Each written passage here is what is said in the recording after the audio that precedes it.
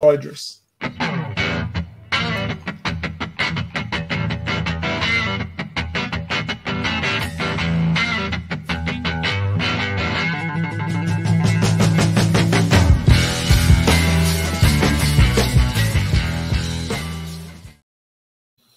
Não se assuste, esse podcast é o Entradas Extras. O Fernandão meteu um Let's Go Dodgers ali, mas ainda é o Entradas Extras. Pode ficar tranquilo. Sejam bem-vindos, 27ª edição do Entradas Extras. Hoje, cada vez mais especial esse programa. O João voltou, nós temos a nossa formação inicial aqui. Claro, saudades do Luquiba, um abraço, meu querido. Espero gravar com você novamente. Mas falar de beisebol, Fernandão, é sempre bom. E falar de beisebol com vocês é melhor ainda, meu querido. Apesar dos pesares, apesar de você ser Dodgers, muito bom falar com você. Fala, Natanzinho, Felipe, Joey, bom demais ter você de volta aqui, bom demais ter a nossa formação original. Como disse o Natanzinho, um abraço para o Luquiba, abraço para a Henriqueta, que tiveram por aqui nesse período de ausência do Joey. Hoje eu me vinguei, Natanzinho, porque na semana passada você me boicotou quando eu estava falando da camisa 55 do Albert Pujols nos Dodgers. Hoje fui mais esperto, mandei um Let's Go Dodgers só para poder me vingar. Mas a verdade é que aqui é Entradas Extras, não tem nada de Dodgers Cast aqui, nem nada disso. Vamos em frente, porque o que não falta é beisebol aqui. É isso, o que não falta é beisebol em todos os cantos desse mundo. Inclusive, tivemos uma live, né, Felipe? Inclusive, muito obrigado às mais de 500 pessoas que viram a nossa live lá com o Kleber Ojima e André Rienzo, muito boa, falando sobre o beisebol nacional e falando sobre beisebol nacional também, né? A gente viu no post da Mil essa semana, 30 anos do título mundial sub-15 da seleção brasileira de beisebol. Então, como você sempre fala, vai ser grande por aqui ainda. Graças a Deus, né, Natan? E, aliás, primeiro, bom dia, boa tarde, boa noite, quem nos ouve. Olá, João, seja muito bem-vindo novamente. Cara, se você não assistiu essa live, faça um favor para você mesmo, acompanhe. Era para ter sido mais curta, né, Natan? A gente brindou, né? Enfim, a gente honrou quem mandou os vídeos aí para interagir com a gente. Foi um papo que se estendeu um pouco, mas por uma razão muito boa, porque rendeu, cara, e rendeu muito assunto surgiu dessa live, né? Inclusive, a gente estava proposto a falar sobre beisebol nacional, falar sobre PAN, mas descobrimos coisas muito boas, né? Quem sabe em breve a gente não traz o homem aqui para explicar melhor algumas coisas que foram soltas aí, né? Alguns furos. Mas é isso, tem bastante beisebol rolando, muita coisa no mundo acontecendo, né? A bolinha rolando, tem playoff começando na Europa em várias ligas. Beisebol asiático também está todo vapor, enfim, a América Latina também, algumas ligas já encerrando. Vamos falar de tudo que der, porque beisebol é o que a gente mais gosta de falar. É isso, João. Seja bem-vindo, né? Acho que é quase uma reapresentação se a pessoa começou a acompanhar a gente aí depois do episódio 20 e não te conhece, pô. Então, seja muito bem-vindo. O João, ele inventa estatísticas e dá 30 takes aleatórios durante o ano, acerta um e sai cantando vitória. Esse é o João. É, escola brasileira de jornalismo esportivo, né? A gente tem que fazer tudo pelo clickbait, tudo pelo clique, a gente tem que... Quem é visto é lembrado, quem não é visto é lembrado. Então, tira pra todo lado, por onde acertar é lucro. Desde que eu saí, o Reds, ele deu uma engrenada muito legal, ele de La Cruz tomou a liga de assalto, o Matt McLain agora tá consolidado como shortstop top 5 da liga, Hunter Green se machucou, ficou na IL de 60 dias, agora tá voltando, Nick Lodolo ainda não voltou. Andrew Abbott se mostrou um jogador top 10 desde que ele começou nessa liga. Andrew Abbott, starter pitcher do Reds. E em todo esse tempo, o Pirates não para de perder e o Cardinals não para de perder. Então, só alegria. É isso, Reds Cast na tela agora. E o João falou disso tudo, não falou sobre o maior desfalque dos Reds, né, Felipe? Que é a lesão do Gabriel. Pois é, a gente deveria, né? Era para sair hoje ainda, talvez saia amanhã, então talvez saia antes que o podcast, quem sabe, se você estiver ouvindo aí do futuro, né? Mas a gente tem informações atualizadas aí do Brasil. A mais triste, vamos dizer, é a lesão que o Gabriel Gomes sofreu, né? Se você nunca ouviu falar de Gabriel Gomes, ele é um brasileiro de Atibaia que joga na franquia do Cincinnati Reds, é um prospecto de catcher dos bons, viu? O menino bate home run muito bem defensivamente também, vale ficar de olho. É isso, depois a gente fala mais sobre ele novamente, a gente já falou aqui toda vez que trazemos atualizações, mas além de tudo tem um frame muito bom, ele postou um vídeo lá excelente, mas vamos fechar aqui, antes disso, botar as redes sociais na tela aqui pro Fernando não me bater, para você que está vendo está na tela. Para você que está só nos escutando no Twitter, @entradas_extras, no Facebook e no Instagram, TailgateZone e @TailgateZone. Você confere também no site www.tailgatezone.com.br. E antes de começar, Fernandão, eu quero lembrar aqui para vocês, o ouvinte, né, que não temos mais o Apoia-se. O Apoia-se agora sofremos um golpe. Então, você pode conferir no nosso site, se quiser doar, né? Você pode entrar em contato com a gente diretamente ou apenas compartilhar, né? Qualquer doação nos será útil. Estamos perto da viagem. E lembre-se também que temos a rifa, Fernandão. A rifa para conseguir a camisa de quem você quiser. Olha essa camisa aqui, belíssima, Southside do Chicago White Sox. Ao contrário do time que é horroroso, mas é uma camisa muito bonita, né? Então, chama o pessoal para comprar. Fernandão, você tem mais carisma, por favor. Natanzinho, ó, tá passando aqui embaixo para você que tá vendo a gente aí pelo YouTube, tá vendo a gente aí pelo Spotify, o tzbr.online/tznopan 2023. Essa aí é a nossa landing page para você conhecer todo o projeto, saber como é que você pode contribuir com o nosso trabalho, com o nosso projeto, com a nossa ida para Santiago. Mas como o Natanzinho disse, né, você tem outras formas também de contribuir, seja divulgando, compartilhando esse link, ou, quem sabe, comprando um númerozinho lá da nossa rifa, R$25, para você poder concorrer a uma camisa de qualquer time, de qualquer liga que você quiser, dentro do catálogo da Mr. Varsity. Então, vai lá conhecer o projeto, vai lá conhecer a possibilidade de ganhar essa camisa, porque vale muito. Ainda temos poucos números ainda para serem comprados. Então, não perde tempo, passa lá, garante o seu. É isso, né, Felipe? Agora, como a gente falou, o sorteio, o podcast é dia 18, então, do dia que sai o podcast, tem 5 dias para comprar a rifa, não perca a oportunidade. São 32 números ainda disponíveis, né? A gente já vendeu 68, você ainda tem números emblemáticos, quer ver? Ó, vamos abrir aqui, você pode, quem sabe, pegar o 43, que é um número bom, ou o número 1 não foi comprado ainda, o número 98 também não. Se você, né, gosta de numerologia, tem bastante opção ainda para escolher.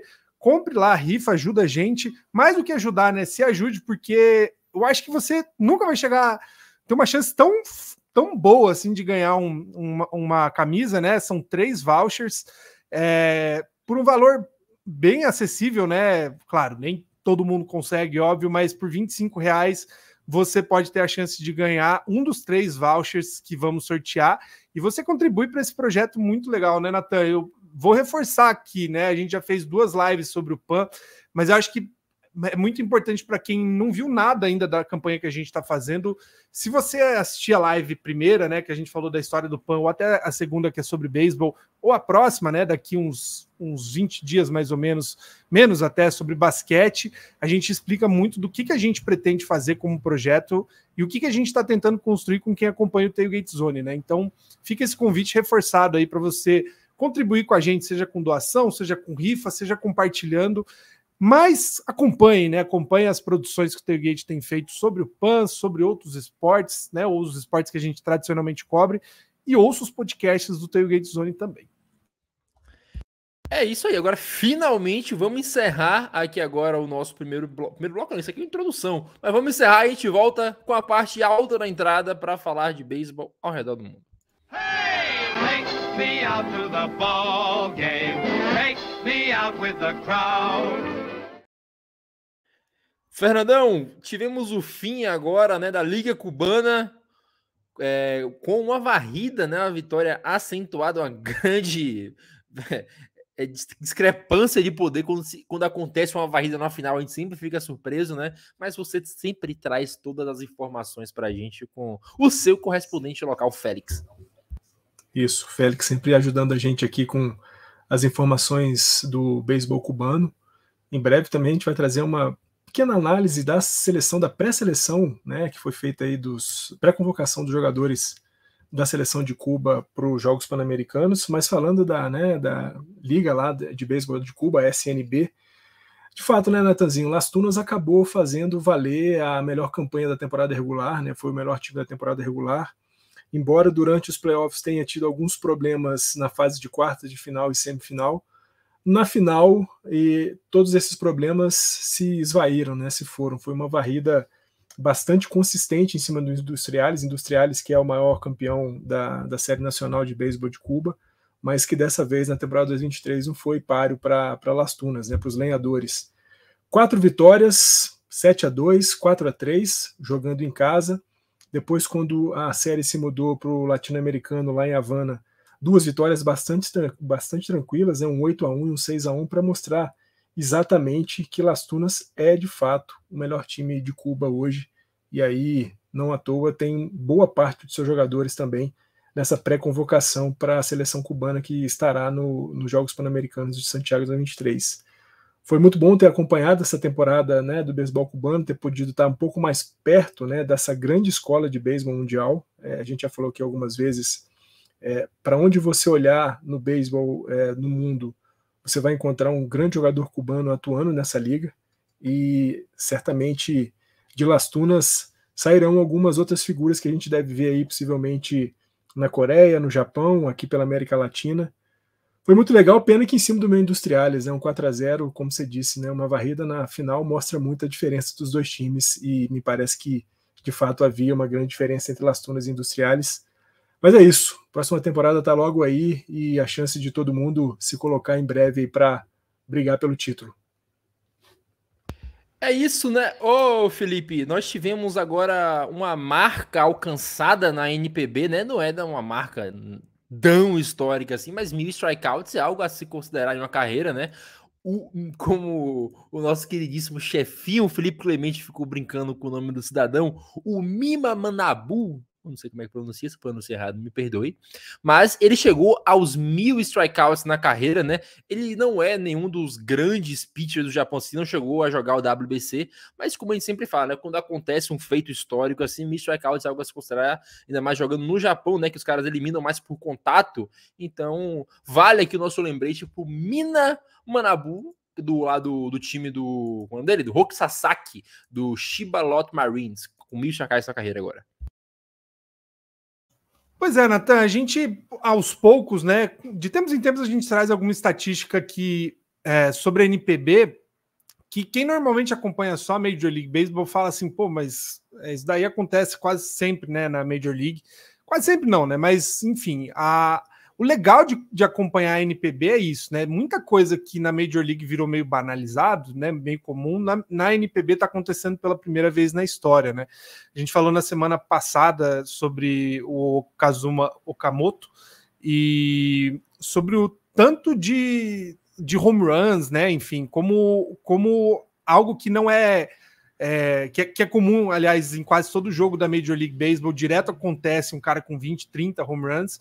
No Japão, raro alguém bater 30, ainda mais raro alguém passar dessa marca, né? Então, mais uma marca aí do Mima, né? Manabu Mima, que ele tem 36 anos, né? Um jogador já bem veterano, tem aí no currículo algumas marcas legais, né? Foi vencedor da Japan Series, que seria equivalente da World Series em 2013. Ele jogava pelo Golden Eagles, inclusive time que jogou o brasileiro Fernando Luciano, né? Para quem acompanhou o World Baseball Classic, ele foi um dos titulares da nossa equipe. O Mima foi o MVP da Japan Series, jogou o jogo 3 e 7, né? Abriu o jogo 3 e 7 daquela série. E aí é o que a gente fala, né? Mais uma marca legal de se acompanhar, entre tantas outras que aos poucos a gente vai vendo pela primeira vez, né? Não que seja o caso, né? Primeira, enfim, marca de 1000 strikeouts na liga, mas essas marcas que a gente tá, às vezes, até meio cascudo, né? Fala, pô, que legal, né? O cara bateu, sei lá, 200 entradas ou bateu 30 home runs. Na NPB, os fãs estão, às vezes, experienciando pela primeira vez algumas coisas, né? E justamente do time do Roki Sasaki, né? Eu acho que se dá para a gente traçar um paralelo, né, Nathan? A gente falou faz poucos dias aí do Yamamoto na busca pela tríplice coroa. O Sasaki saiu o levantamento esses dias, né? Mal jogou depois da lesão, mas jogou não, né? Não jogou depois da lesão, né? Jogou acho que 10, 12 partidas. Tem pelo menos 10 partidas dele para os segundos e terceiros colocados em número de strikeout, e o Sasaki ainda lidera, né? Então, o Chiba é uma equipe que forma bons arremessadores, né? Principalmente na parte técnica aí de efeito, enfim, né? Sasaki é o cara que puxa, óbvio, mas há outros nomes também, como Mima, o próprio o Sawamura, que jogou na Major League Baseball no passado, voltou para para o Japão e joga no Marines também. É um bom grupo de arremessos que traduz, inclusive, na posição que o Shiba está na tabela como um todo esse ano. Ô Natanzinho, deixa eu só colocar uma coisa interessante aqui, né, que o mestre Felipe trouxe. O Mima está com 36 anos e está chegando agora ao seu 10º strikeout, né? Eu chamo a atenção, talvez nem tanto para a marca em si, é claro que é uma marca, uma marca importante para qualquer arremessador, mas eu chamo a atenção para quem estiver ouvindo a gente para tentar se ligar num pouco da diferença de escolas de beisebol entre Estados Unidos e Japão, né? A gente está falando de um cara de 36 anos, muito experiente, e que agora chega ao seu 10º strikeout. É muito legal a gente entender que, às vezes, esse jogo muito, entre aspas, violento dos Estados Unidos, ele não se reproduz no restante do mundo, e o Japão é um desses lugares, né? A gente chama muita atenção aqui para baixa quantidade de strikeouts, a baixa quantidade de home runs, embora em alguma medida isso esteja mudando um pouco dentro da liga, mas é muito legal a gente também abrir um pouco a cabeça para entender outros estilos de beisebol que não só o que a gente, claro, né, corriqueiramente está adaptado e está mais acostumado, que é o beisebol da MLB. Só se eu puder fazer uma breve edição, né, que a gente falando sobre japoneses, essa semana, né, também que passou, a gente falando de arremessador japonês e marca de strikeout, o Darvish hoje é o jogador, acho que dos que jogam na Major League Baseball, né, o que mais tem strikeouts, né, ele passou o Hideo Nomo nessa semana que passou, e, enfim, mais uma vez o que o Fernando falou, né, a gente teve aí alguns arremessadores bem emblemáticos jogando na Major League Baseball, e o Darvish agora aí com, sei lá, quase 40 anos, né, o Darvish tá beirando aí os 40 já, agora que ele passa a ser o que mais teve, e o Darvish faz bastante tempo já na Major League Baseball.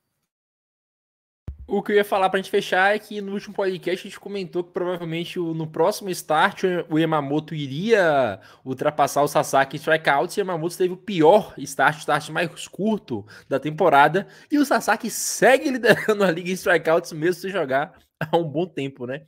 Só pra gente fechar aqui, João, NPB, né, como a gente comentou no grupo mais cedo, o Shugumaki, ele tá com os números curiosos, né?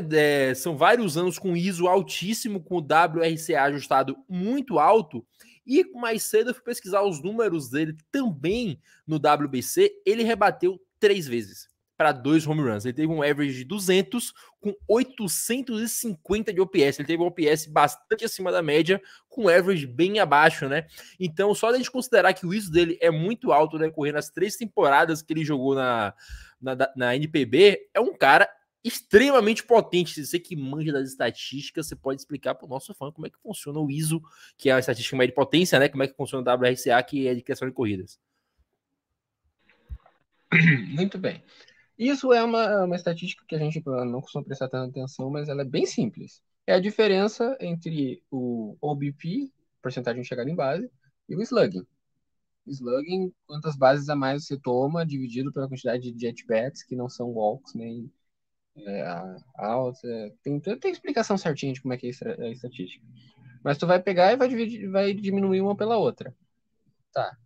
Mais ou menos uns 120 é a média da liga. Se tu for um rebatedor com uma potência ok para jogar na Major League Baseball, um cara que consegue rebater para dupla, consegue bater uns home run quando precisa, tu vai ter uns 120 de ISO.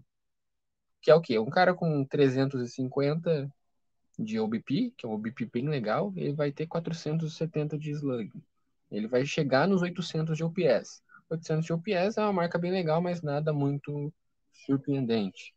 Um cara, quando ele tá nos 200 de ISO, é nível Aaron Judge ano passado. Aaron Judge ano passado ele teve perto de 300, porque ele teve 600 e poucos de slugging e estava chegando em base quase .400.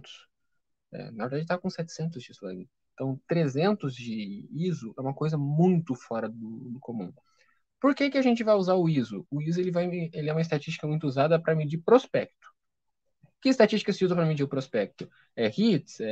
Chegar em base? Se usa o ISO, porque o que importa no beisebol, quando o atleta está cru, é a força que ele tem para rebater. Se ele rebate forte, a gente ensina ele a rebater direito. Mas força não tem muito como se explicar. O jeito de bater ela para longe não se explica tanto. A pessoa meio que nasce com isso. Então, eles usam muito o ISO para saber se ele tem algum futuro ou não. Claro, tem muitas outras coisas. Se usa muito o OBA hoje em dia. A gente não vai falar muito disso, mas o ISO ele é uma estatística muito boa para a gente medir potência, porque potência importa no beisebol e bater para home run dá título sim. Dodgers em 2020 provou isso. Já sobre o WRC, vamos parte a parte pelas estatísticas. RC, corridas criadas. Quantas corridas um jogador cria para o time? Quando ele consegue 4 bases, ele basicamente cria uma corrida.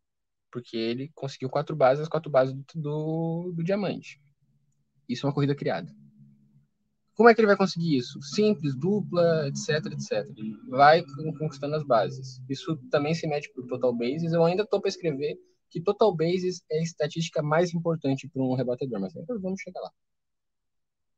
Ele vai chegar nisso em corridas criadas. Corridas criadas, ele vai medir o quanto o jogador contribui para o time dele, independente do que ele faz e como ele faz. Colocar um W na frente significa weight, pesado. Ele foi pesado como ele conseguiu isso. É muito melhor para um time tu conseguir criar corridas à base de duplas do que à base de simples. Vocês estão conseguindo entender onde é que eu quero chegar? Coloca isso. O pesado, a maneira como ele criou a corrida, e coloca um mais no final. O que significa esse mais? Significa que 100 é a média e coloca para cima e para baixo de acordo com a pontuação de cada jogador. Se ele tiver 100, ele é a média da liga. Se ele tiver mais 20, 120, ele é 20% melhor que a média da liga. Isso é Weight Runs Created Plus, WRC+. Por que ela é uma estatística boa? Para medir jogador específico não é tão boa. Tem outras melhores, o OBA, por exemplo.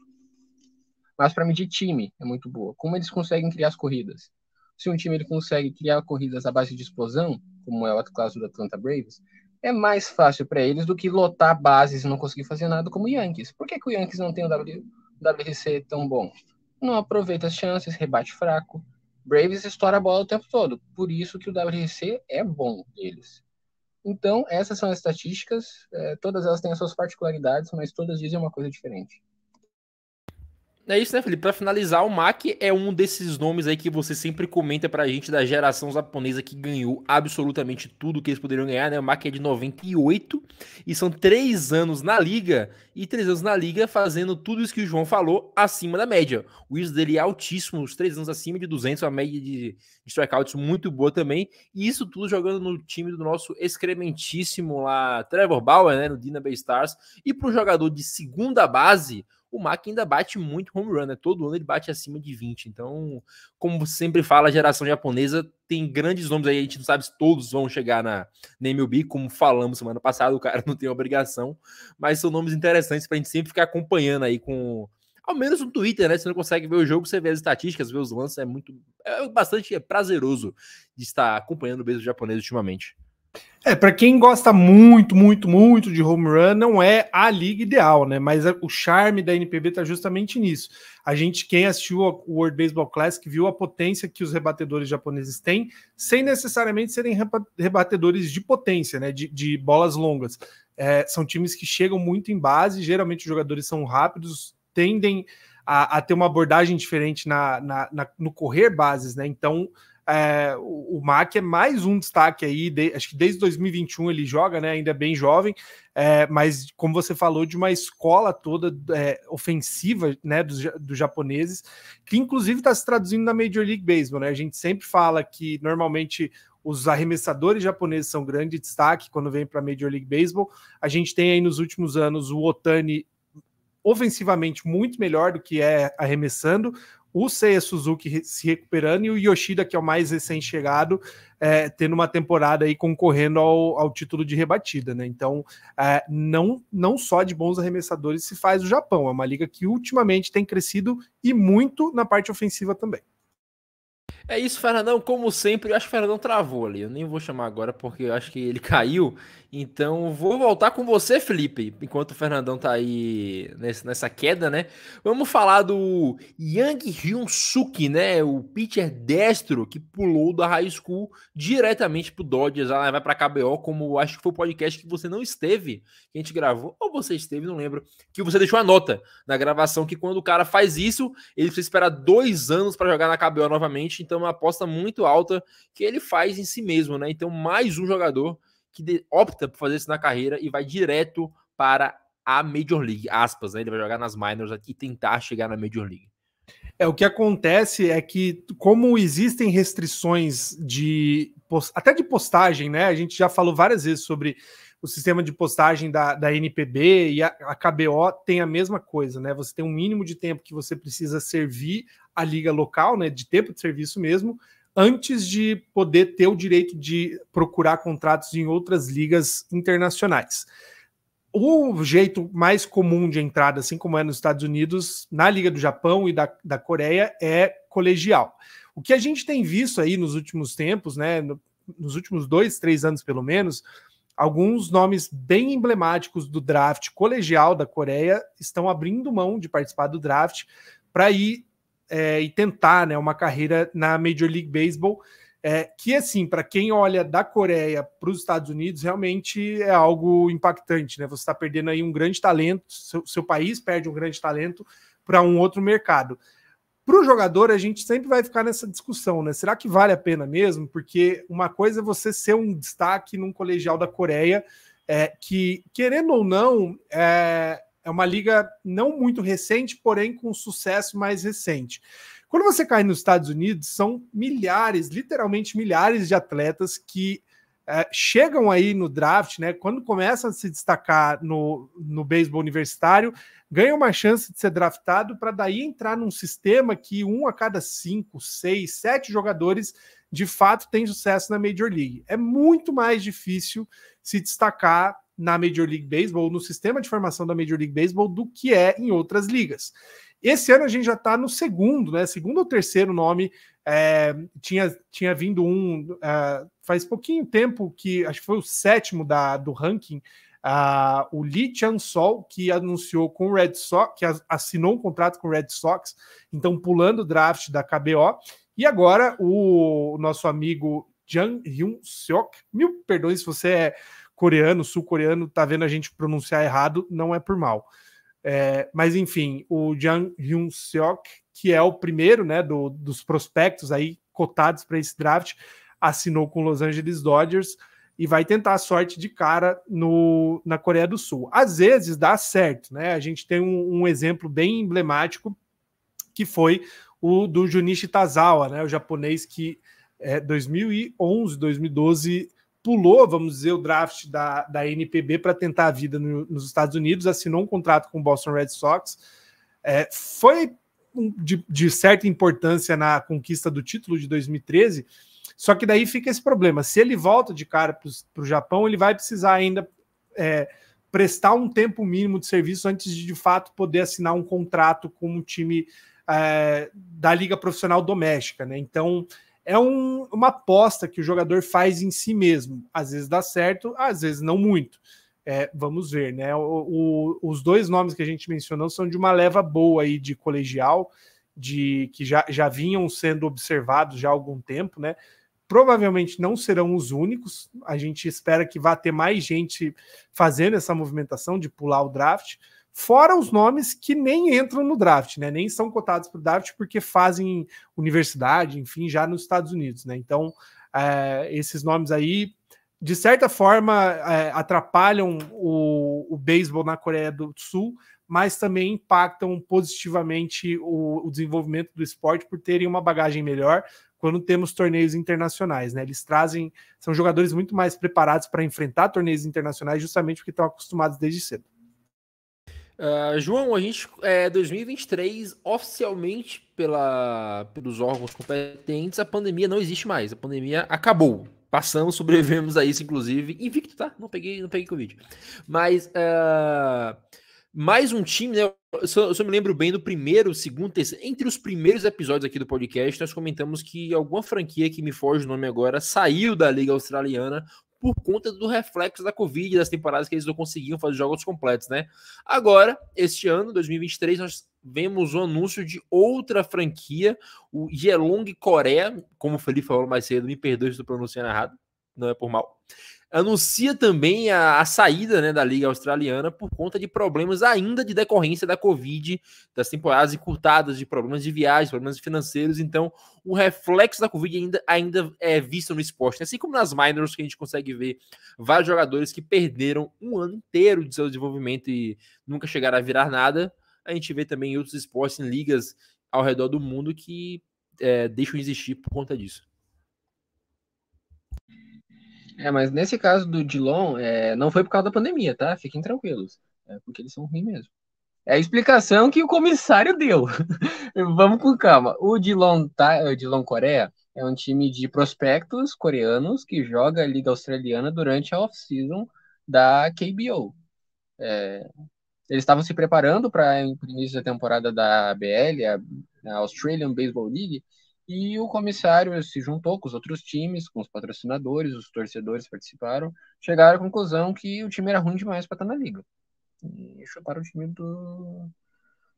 da liga. Tá, a explicação não é essa, né? Mas é a explicação mais engraçada. Eles não estavam conseguindo competir. Na última temporada eles tiveram um recorde de 13-27. 13-27. É um time que não estava tendo sucesso desde que entrou. Sempre estava terminando na parte de baixo da tabela, não estava conseguindo competir. Convenhamos, times assim fazem mal para a liga. A gente tem muitos exemplos disso na Major League Baseball.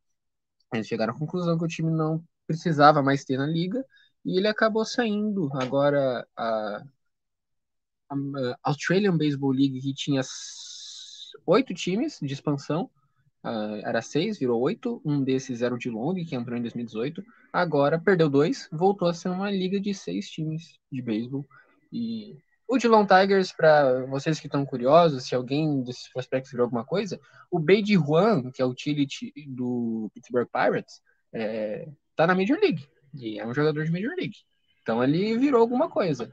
E também o Honti Ki, perdão, outfielder, nesse ano, em alguns dos anos, ele foi All-Star da KBO como outfielder. Então, alguns jogadores bons saíram.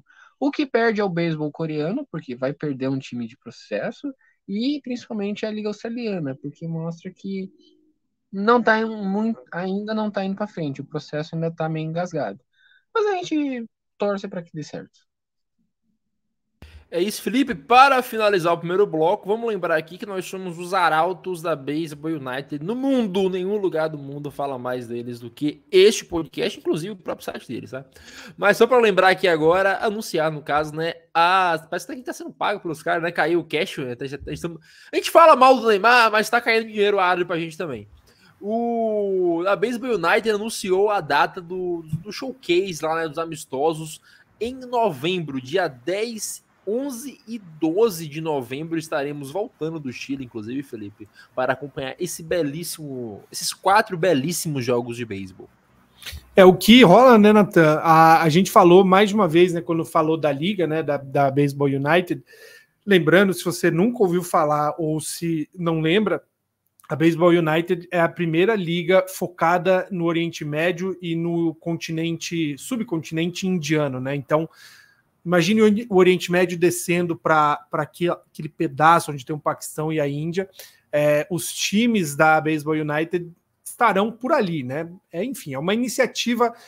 A fala, né, do presidente é justamente: se você pega o ranking mundial a partir do 20º país, né, 25º, o Brasil está em 24º, a partir dali até 100 e poucos, 200, não existe investimento de fato nessas ligas. Então, não dá para desenvolver o esporte de fato como a gente vê na América Latina e nos países principais da Ásia. A iniciativa é justamente para popularizar, né? Em países que são marcados pelo cricket, o beisebol surge como uma alternativa, né? São países em que existe bastante trânsito de norte-americanos, canadenses e estadunidenses, e aí surge essa liga, né? Essa iniciativa com muitos ex-jogadores da Major League Baseball, não só acompanhando os times de perto, mas botando dinheiro, né? Então, é uma liga que vai ter muita grana rolando. O draft vai acontecer daqui um mês, se eu não me engano, acho que é dia 17 de setembro, tá marcado o draft com jogadores da Major League Baseball, da NPB, da Coreia, das ligas latinas, das ligas menores, tem brasileiro no meio. E aí, com a formação desses 4 primeiros times, né? Kansas City, Kansas City não, Karachi Monarchs, Dubai Wolves, Abu Dhabi Falcons e Mumbai Cobras. As 4 equipes farão essa liga inaugural no ano que vem. E aí, a informação que o Nathan trouxe, esses 3 dias em novembro, a gente tem aí uma série de amistosos, né, um showcase, para começar a movimentar a liga lá na região. A ideia inicial e principal dessa liga é chamar a atenção de investidores para que eles possam, de fato, tornar o esporte sustentável na região, né? Então, pode esperar que vai ter jogador legal em campo. Não sabemos se o nível vai ser bonito ou não, mas sabemos sim que vai ter beisebol lá na região. É isso. Vou fechar aqui e a gente volta no segundo bloco para falar de Major League Baseball.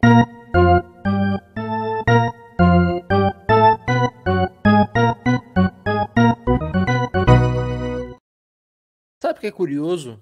O Dodgers é uma fraude tão grande, que o Fernandão começou o podcast hoje falando dos Dodgers, a internet dele caiu. É porque chegou nos playoffs aqui, agora é a hora que o Dodgers costuma pipocar. João, agora falando sério, só antes de entrar nesse tema, porque esse tema é um pouco complicado até de falar, não existe nada que comprove ainda que isso de fato aconteceu. Então a gente parte do pressuposto que existe no mundo real, inclusive o pressuposto jurídico, que qualquer pessoa, até que se prove legalmente que ela é culpada, ela é inocente. Mas é muito fácil no podcast com agora 3 homens você falar disso e defender o cara.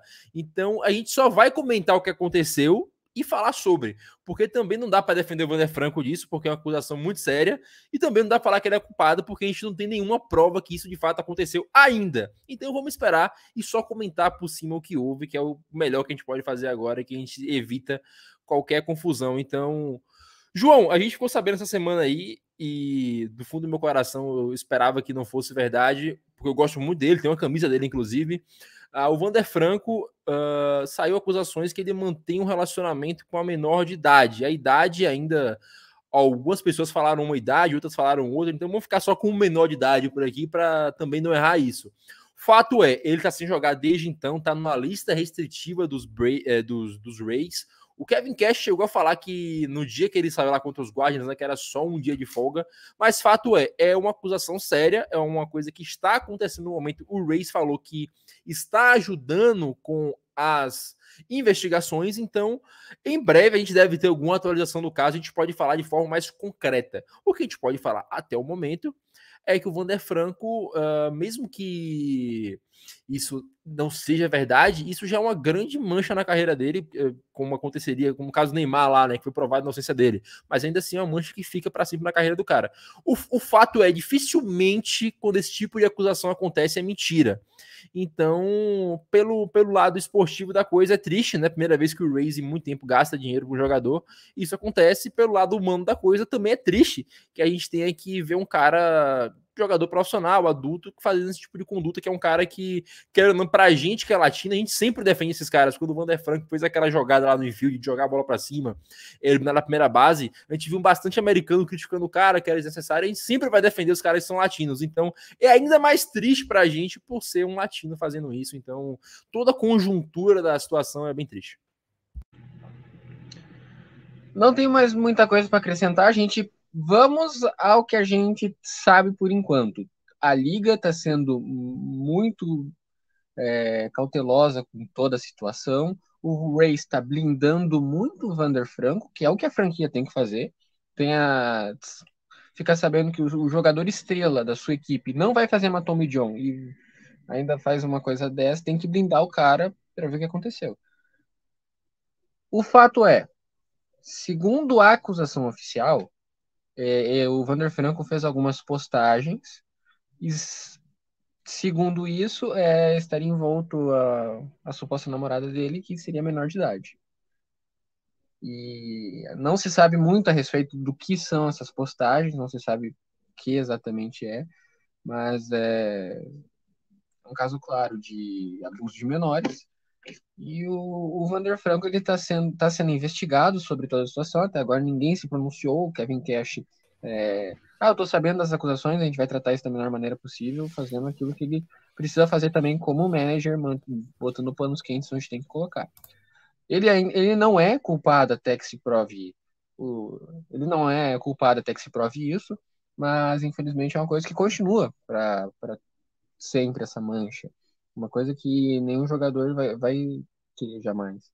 E a gente felizmente são poucos até, mas infelizmente existem já precedentes de jogadores fazendo isso, inclusive Pete Rose é um dos que foi comprovado que fez, então é mais uma mancha na Major League, para toda a liga Major League Baseball, e uma coisa que será, se for comprovado, agora falando sobre a liga, o Vander Franco é um jogador incrível, ele tá eu já expliquei isso, acho que foi no Rebatida, mas shortstop rebatedor e catcher rebatedor são as coisas mais difíceis de se encontrar no beisebol. Você achar você amarra ele na sua franquia o quanto você puder e paga o que ele quiser. Vander Franco era isso pro Rays. Vander Franco era um seguro pro Rays, um seguro de futuro. Toda a estrutura, todo o projeto Tampa Bay Rays existe porque Vander Franco estava lá. Existe porque eles sabiam. A gente achou um cara de uma posição premium que rebate muito, que tem potencial para ser o melhor jogador dessa liga, tirando o Shohei Ohtani. Esse era esse cara. Ele vinha jogando nesse nível. Ele estava tendo a melhor temporada da vida. Ele teve a temporada de rookie dele ano passado. E tem muito futuro pela frente. E vai ser um golpe duro para toda a organização do Tampa Bay Rays, porque querendo ou não, o contrato ainda vai ser pago, falando de dinheiro, porque é uma coisa que o Rays finge que não tem. E vai atrasar muito mais esse processo. E talvez a gente pode ver um projeto de um time que estava sempre na busca pela pós-temporada acabar, dependendo de qual seja a decisão judicial que a gente vai ter nas próximas semanas. E, Fernandão, aproveitar que você voltou agora, eu fiz até piada com você ter caído, piada de Dodgers e tal, mas agora, como o momento é sério, eu vou só repetir algumas coisas que eu já falei antes, né? Pra gente seria muito fácil aqui defender o Vander Franco, porque são 4 homens falando, mas também a gente não pode chegar e só declarar como culpado, porque a gente não tem as provas para isso ainda. Só que, como eu comentei antes, é muito triste pra gente, né? Principalmente a gente que sempre conversa sobre defender os latinos. Falei com o João sobre a gente defender o Vander Franco, quando ele fazia aquelas jogadas meio mirabolantes. E agora, quero ou não, caso isso seja verdade, que, como eu falei antes, geralmente nesses casos de acusação assim, talvez seja mais uma arma, uma munição para que os caras usem, esses americanos que gostam de falar que o povo latino é incivilizado, todas essas coisas, né? O Vander Franco é um cara que, como falou João, ele é geracional, ele é sensacional. De acordo a Baseball América, ele é o melhor prospecto que eles já avaliaram. Então, falar do campo do Vander Franco, a gente não precisa falar aqui, que a gente já falou várias vezes. O que a gente precisa falar agora é o que aconteceu fora, né, o que supostamente aconteceu, que é realmente lamentável, caso tenha acontecido. Natanzinho, assim, os indícios são muito fortes, né, sobre a comprovação da acusação que ele sofre. É lamentável por absolutamente qualquer ângulo que a gente avaliar esse assunto, né? Primeiro, por conta, se a gente for pensar esportivamente, é um talento que pode estar se perdendo. Se a gente pensar num projeto de time para o Tampa Bay Rays, como o Joey falou, pode ser que, né, essas perspectivas e expectativas de um time que sempre vai fazer pós-temporada e que vai brigar para o World Series, talvez se esvaia. Se a gente pensar no que a MLB está tentando criar a partir da imagem de alguns jogadores, né, Tati Júnior, Vander Franco e entre outros, também fica arranhada, mas fundamentalmente fica a péssima impressão de um cara que não pensou na sua vida, não pensou na vida da vítima, não pensou fundamentalmente nas consequências que isso teria para ele como um todo. Então, é lamentável pensar que o Wander Franco pode estar de fato envolvido numa acusação tão grave quanto essa, né? Não sei se vocês chegaram a comentar aqui, mas saiu uma matéria na ESPN americana dizendo que agora o juizado que cuida de violências de gênero e violência contra a criança na República Dominicana está tomando conta disso. Não quiseram dar maiores informações sobre o início das investigações, né, a coleta aí de depoimentos e tudo mais, para justamente evitar qualquer tipo de ruído na investigação, ou mesmo até suposições positivas ou negativas em relação à continuidade das investigações, né? Pelo menos o que o juiz que está cuidando disso disse. As próximas semanas, principalmente na próxima semana, a gente vai ter um pouco mais de clareza sobre, de fato, o que está acontecendo. Mas o que a gente vê é que, fundamentalmente, esses caras precisam entender quem eles são. É claro que todo ser humano, qualquer ser humano minimamente coerente, sabe que não tem cabimento a relação de um homem com uma criança, e não venham aqueles dizer, mas a menina parece isso, a menina parece aquilo, a menina parece mais velha do que... Não interessa. Se ela parece que é mais velha do que ela é, pouco me importa. O que importa é que é uma criança de 14 anos de idade. Ponto final. Se ela é assim, é assado, fazer o quê? A questão é, ela tem 14 anos de idade, é uma criança. Não pode um homem de 22 anos, 23 anos, se relacionar sexualmente com uma criança de 14 anos. Ponto final. É isso. E é preciso exigir um pouco mais dessas figuras no que diz respeito a avaliar um pouco, né, em relação a esse tipo de comportamento. E, sobretudo, eu acho que, né, esses caras têm tanta grana, estão cercados de tantas pessoas, e não é possível que no meio dessas tantas pessoas que cercam essas pessoas não tenha uma que possa dizer o seguinte: olha, dá uma olhadinha nas coisas que você está fazendo, imagina um pouco mais, né, o impacto que isso vai ter na sua vida, na organização que você representa, na liga que você representa, para evitar que a gente precise de comentar esse tipo de coisa. É muito chato, é muito ruim, mas, como eu disse no começo da minha fala, os indícios são muito fortes, né?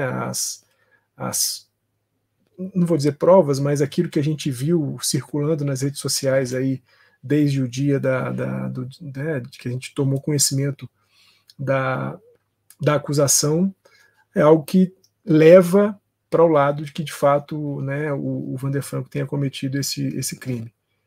Mas vamos esperar o andamento das investigações e aí a conclusão para a gente poder, de fato, saber de quem que nós estamos falando. Felipe, a gente vai aguardar o julgamento. E caso aconteça, a única coisa que a gente espera que aconteça no final das contas é que, caso o condenado, a gente não perdoe, como aconteceu com o Ozuna, como aconteceu com o Bauer, como aconteceu com o Urias, como aconteceu com tanto jogador que tá na liga aí, o Karl Malone lá na NBA também.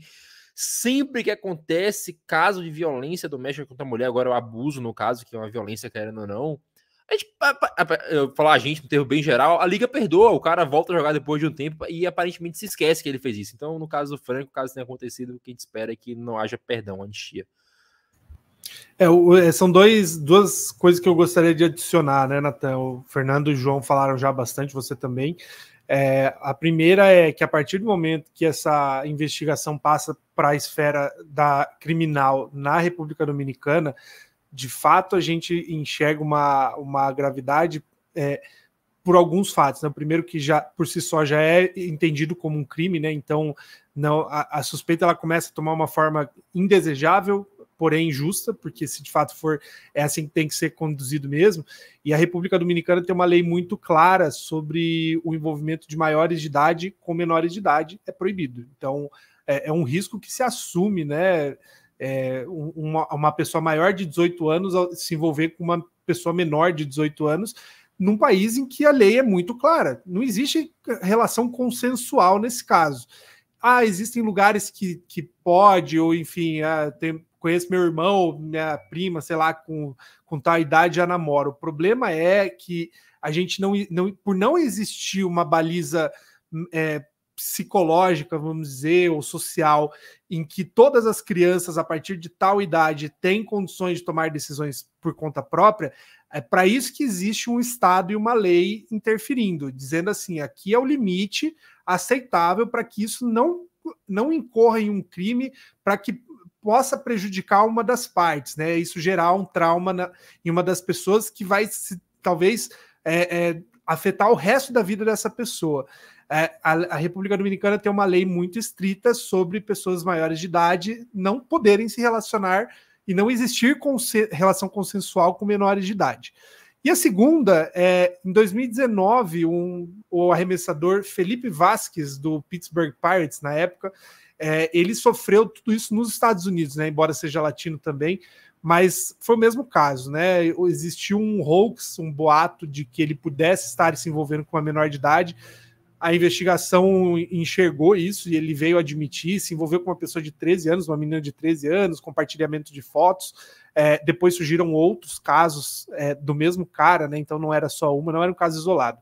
Felipe Vasquez está cumprindo de 2 a 4 anos de prisão, né? Então muita gente já fala que se de fato aconteceu o que aconteceu, que estão dizendo, né, sobre o Wander Franco, grande chance do Wander Franco não pisar mais na Major League Baseball, se não for preso, né? Porque o certo se de fato acontece, né? Quando acontece o caso desses, existe uma lei para que seja cumprida, né? E que isso sirva de exemplo para inúmeros atletas no mundo inteiro que precisam entender o peso dessas decisões, principalmente se você é o maior de idade na história, né? Não cometa erros que talvez para você pode não parecer nada, mas a gente nunca sabe como vai afetar outra pessoa. É uma situação muito chata, muito desagradável e muito triste, né? A gente, óbvio, nosso papel, a gente está analisando a parte esportiva, né? O quanto isso impacta o time, o futuro da franquia, a base de fãs, mas ainda assim, né? É um problema social crônico já que a gente vê, e não existe conversa porque não se dá respaldo para nenhuma atitude nesse sentido, né? A gente está falando de um possível crime de pedofilia que é algo muito sério mesmo. Então, que essa investigação ache eventuais culpados, se assim for o caso. E óbvio, né? Se de fato não aconteceu, a gente está falando isso muito preliminar ainda, se não aconteceu, que se for o caso, né, que o Wander Franco tem esse direito também de se retratar mais num futuro, mas que as coisas caminhem como de fato tem que caminhar, diferente de outros casos, como você bem mencionou, né? E aí uma observação, né? Essa última semana aí, faz 2, 3 dias que surgiu o caso, muita gente falando, né? Que o Wander Franco agora vai jogar no Japão, que piada mais sem graça, né? Piada de mau gosto, de vários aspectos, né? Como o Fernando falou, em qualquer forma que você enxerga esse caso, não tem graça, não tem espaço para ele não ser pesado, né? Então, fica aí a minha observação sobre tudo isso. É isso, vamos finalizar esse assunto agora, falar de uma coisa feliz, né? Só esperamos que mais uma vez o Wander Franco seja julgado da forma que tem que ser julgado, com devido processo legal, sem excludente de licitude, sem esse tipo de bizarrice, né? Da forma correta que uma pessoa precisa ser julgada. Mas, Fernandão, vamos falar de uma coisa alegre, uma coisa feliz. O beisebol, o nosso querido esporte beisebol, é cada vez mais global agora. Saiu recentemente um tweet lá do Codify, né?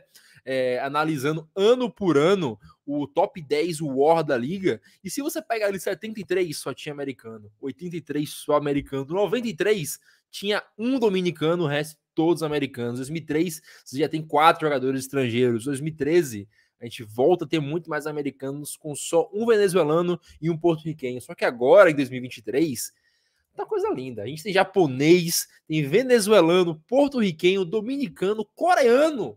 Então, o beisebol cada vez mais global. Se a gente for pegar a lista do top 10 de WAR e descendo, aparece ainda mais. A gente tem Tatis, tem Juan Soto, tem... Eu até separei aqui para pegar Tatis, Juan Soto, Arraes, Luiz Robert, o Wander Franco, né? Tá lá no top também. Racion Kim, o Otani é o líder, o Acunha vem em segundo. Então, o top 3, 2 são estrangeiros. E o beisebol, como a gente fala, é um esporte global, é um esporte que está sendo cada vez mais visto como isso, como um esporte global. Se comparar às outras ligas americanas, tá empatado com a NBA em estrangeiro, e a NBA é uma liga cheia de estrangeiro, né? Então, a gente vendo isso, é uma maravilha. Pra gente que é latino, ainda ver o tanto de latino que tem nesse negócio aí, é maravilhoso, e eu posso falar que esse negócio, eu ganhei minha semana, foi uma das coisas mais felizes que a gente viu, e isso é pra você, seu americanozinho safado, que falou que fazia beisebol nos Estados Unidos. Ô Natanzinho, você sabe que a gente aqui do Entradas Extras nós aqui somos a prova viva de que o beisebol é um esporte global, né? A gente está falando aqui desde o nosso primeiro episódio de beisebol no Japão, na Coreia, na Europa, falamos muito, né, da Baseball United, então a gente sabe o quão global é o esporte, embora, claro, a gente também tenha plena consciência de onde ele é mais fundamental, até na estrutura social dos países, né? Nós estamos falando de Japão, nós estamos falando de Estados Unidos, de Coreia do Sul, onde o beisebol ele transcende o papel de um esporte e passa a ser até um instrumento constituidor da sociedade de cada um desses países. Mas é muito legal saber que, desde o grande sucesso que a gente viu, né, do WBC em 2023, lá em março, quando a gente teve a nossa pré-temporada com o WBC, e agora vendo o sucesso de tantos jogadores estrangeiros na MLB, e eu sou um gigantesco entusiasta, né, de jogadores estrangeiros que fazem sucesso em ligas americanas. Eu simplesmente adoro esses caras que fazem sucesso.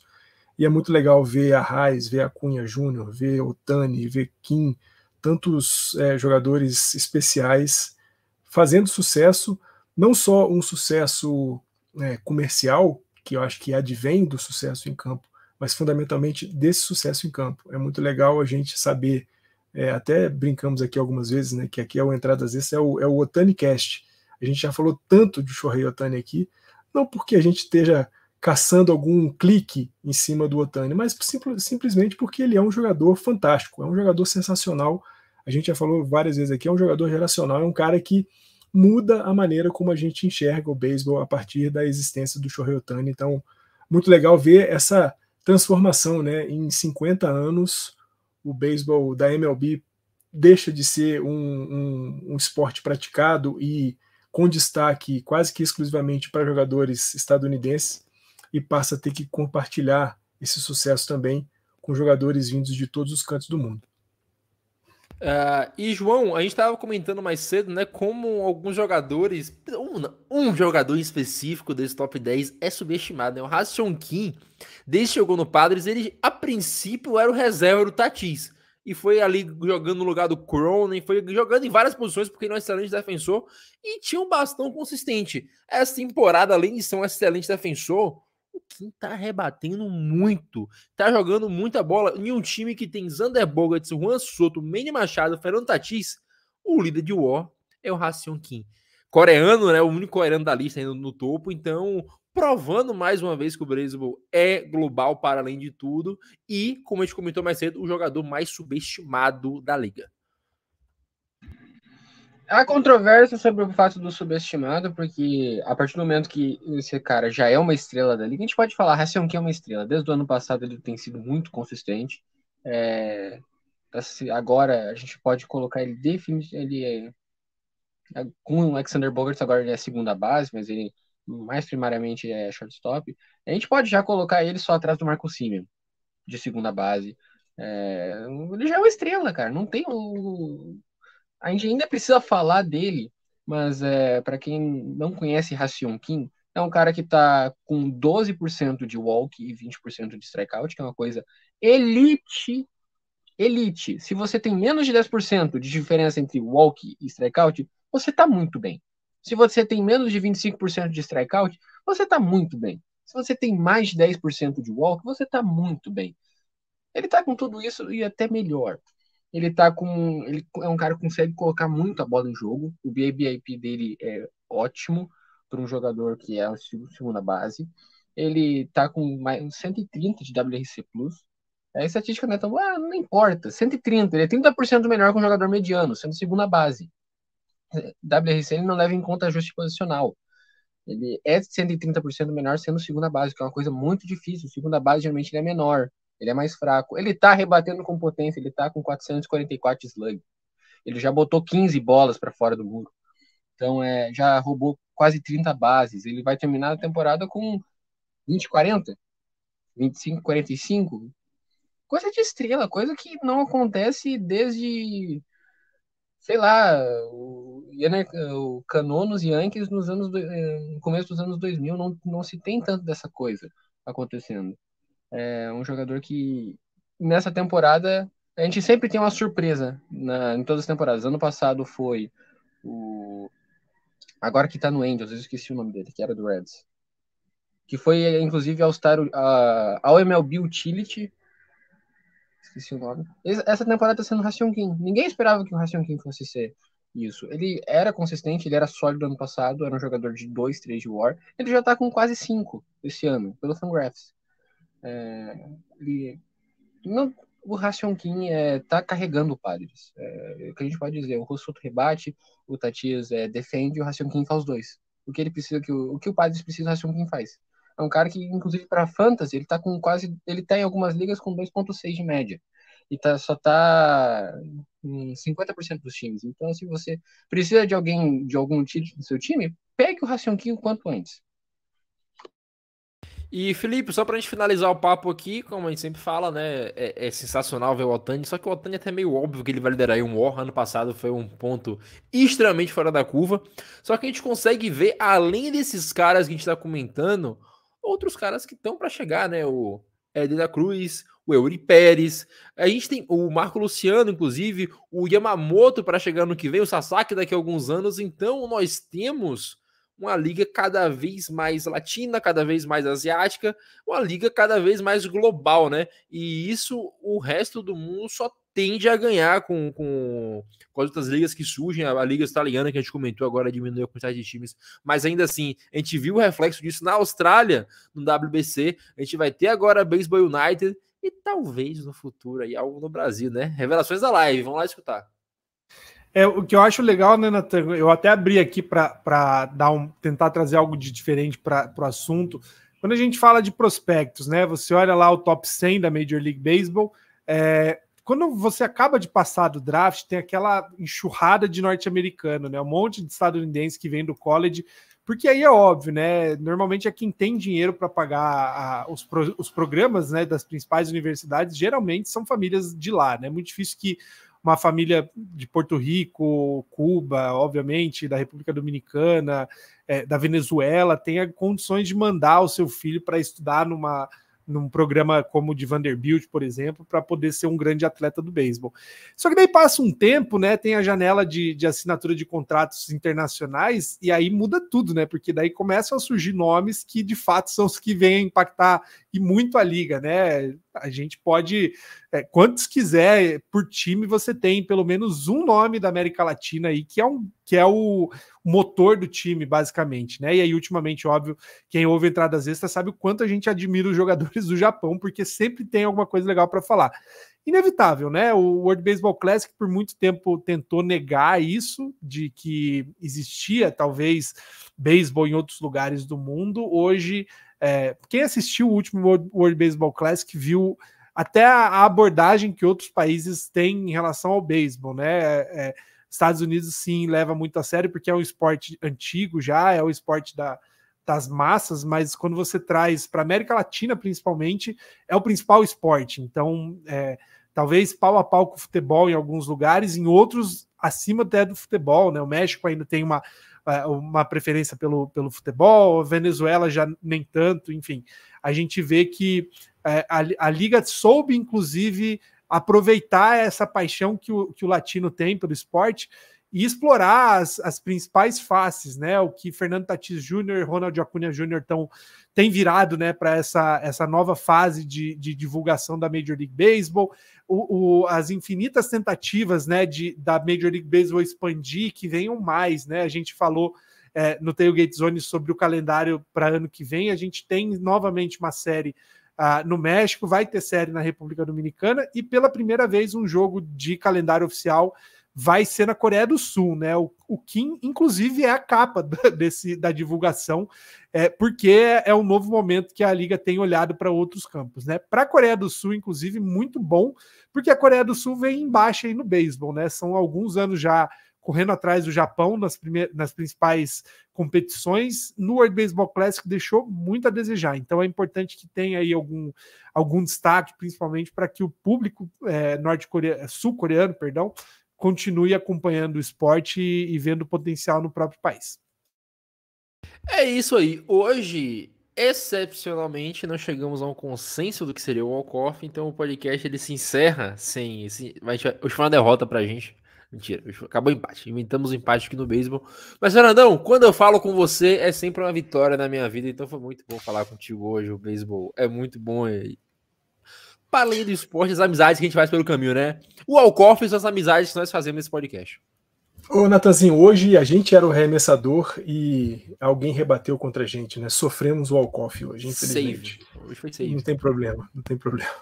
Então, a verdade é que, como eu sempre digo aqui, né? É um prazer enorme falar com você, mestre Felipe, Joey hoje de volta.